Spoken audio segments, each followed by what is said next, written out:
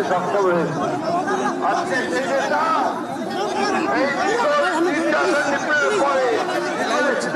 থেকে আমাদের মাঝে ফিরে এসেছেন। বন্ধুগণ, এই গণতন্ত্রের স্তরের সবচেয়ে কঠিন পথগুলো আমরা পাড়ি দিয়েছি তারেক রহমানের নেতৃত্বে। আজকে সেই জন্য আমাদের জন্য অত্যন্ত আনন্দের দিন।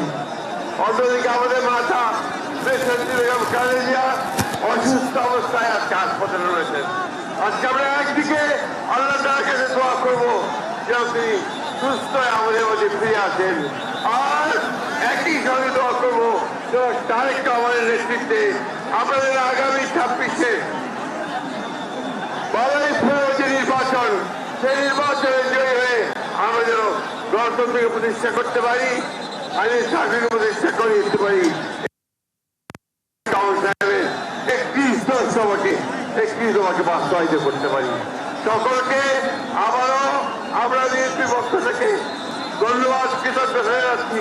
দেশের এবং খালিদের পক্ষ থেকে ধন্যবাদ, কৃতজ্ঞতা জানাচ্ছি এবং তারেক রহমানকে আমরা স্বাগত জানাচ্ছি। আসসালামু আলাইকুম। বক্তব্য শেষ করছি।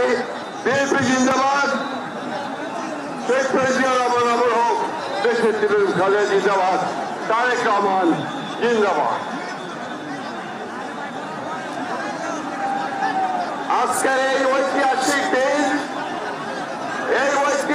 দিনে ধন্যবাদ, কৃতজ্ঞতা জানাচ্ছি। দেশের এবং খালিদের পক্ষ থেকে ধন্যবাদ, কৃতজ্ঞতা জানাচ্ছি এবং তারেক রহমান সাহেবকে আমরা স্বাগত জানাচ্ছি। আসসালামু আলাইকুম। বক্তব্য শেষ করছি। বিএনপি জিন্দাবাদ, শহীদ প্রেসিডেন্ট আমার হোক, দেশের বেগম খালেদা জিন্দাবাদ, তারেক রহমান জিন্দাবাদ।